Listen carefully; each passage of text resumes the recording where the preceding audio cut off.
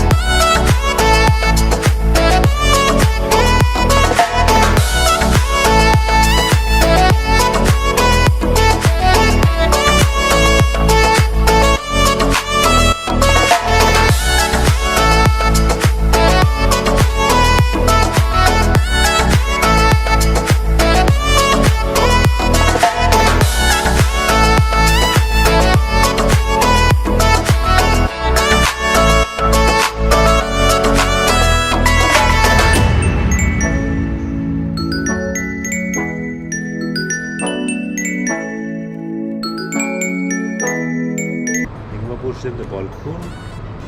تصویری که میگیرین از بالکن است.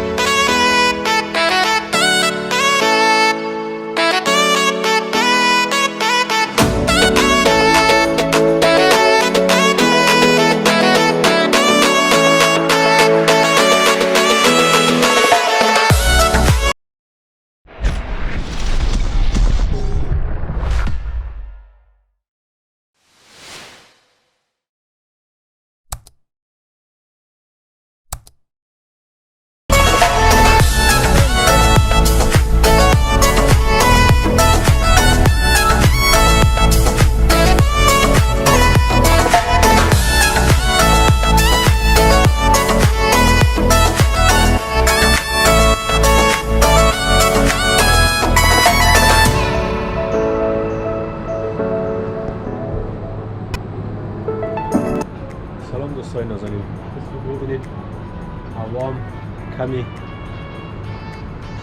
قسمی که باران میه. بالکونی موتیل است. اینجا که زندگی می‌کنیم در ملبورن. ما برشیم در بالکون. تصویری که می‌گیرین از بالکون است. جور صحتمند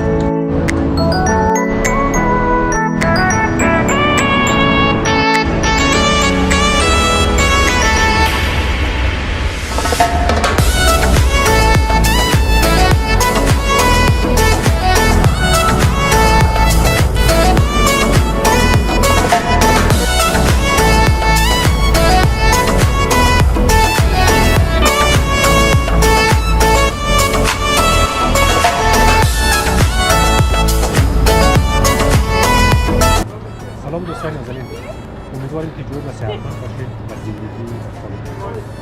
خوبه که ببینیم در شهر زیبای ملبورن هستیم. پس با ما باشین و از ویدئوهای خوبی که می‌بینید با هم باشین و لذت ببرید. جور و صحت باشید.